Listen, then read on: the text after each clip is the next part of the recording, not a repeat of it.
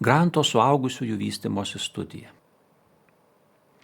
Granto suaugusiųjų vystymosi studija 1937 metais pradėjo Harvardo universiteto profesorius Grantas, siekdamas ištirti, kas žmogų daro laimingą.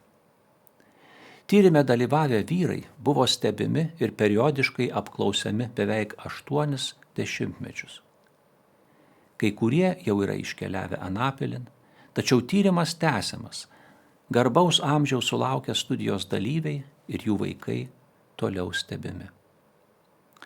Profesorius Veilentas knygoje Patirties triumfas Harvardo Granto studijos vyrai rašo, kad buvo stebimos įvairios studijos dalyvių gyvenimo bei veiklos sritis – politinės ir religinės pažiūros, išsilavinimas, karjeros pasiekimai, šeimyninė padėtis ir taip toliau. Norėta atsakyti į klausimą, ar užsisklendęs savimi pernelyg besirūpinantis paauglys gali tapti žmogumi, kuris rūpinasi kitais. Kas apsunkina gyvenimą ir skatina nusiminti, o kas teikia džiaugsmą ir gyvenimo prasmę. Kas turėtų lemti, kad žmogus sulaukęs brandaus amžiaus jaustųsi laimingas ir patenkintas gyvenimu. Tyrimas atskleidė, kad žmogui būdinga visą gyvenimą dvasiškai tobulėti. Jis tobulėja net sulaukęs senyvo amžiaus. Anot profesoriaus Veilento, mes iš vikšro susitelkimo tik į save tampame drugeliais, susitelkusiais į kitus ir siekiančiais bendrystės. Vienas 45 metų amžiaus vyras, dalyvavęs minėtame tyrime, prisimena: tarp 20 ir 30 išmokau sutarti su savo žmona. Tarp 30 ir 40 metų išmokau sėkmingai dirbti.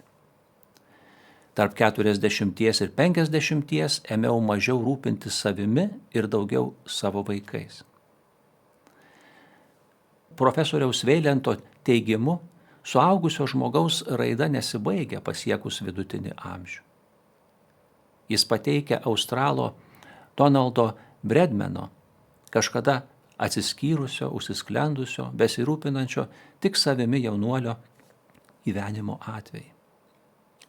Veilentas rašo: būdamas 25, jis tapo kriketo įžymybe. Sulaukęs 40, visų laikų geriausių kriketo komandos kapitonu. Būdamas brandaus amžiaus, suprato, kad talentas priklauso ne jam, o visam pasauliui. Jis buvo vadinamas žymiausiu australu. Tarp 60 ir 70 tapo žinomu kovotoju su apartheidu. Treniravo ne tik elitinius žaidėjus, bet Australijos aborigenus ir nusipelnė Nelsono Mandelos įvertinimu. Tačiau Bredmenas savo gyvenimą pradėjo kaip ir kiekvienas iš mūsų, kaip save perdėm mylintis, užsisklendęs paauglys.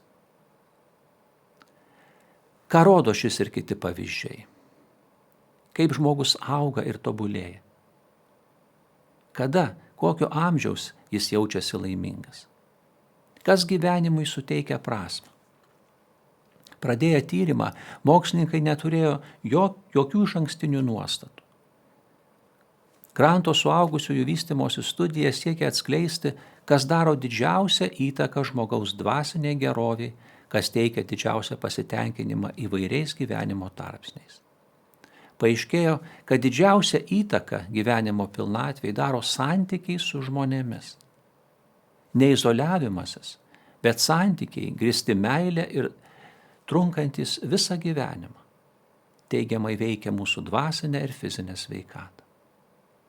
Tai yra kilniu, labiau paveikiu, tvariu, ilgiau išliekančiu ir skvarbiu, apimančiu aukštesnes intelekto meilės ir dvasinio suvokimo galias bendravimu grįsti santykiai daro mus laimingus. Jie žadina teigiamas emocijas bei nuostatas, džiaugsmą, dėkingumą, atjautą, dosnumą, nuostabą ir kitas. Ar laimės pojūtis kaip nors susijęs su dėkingumu?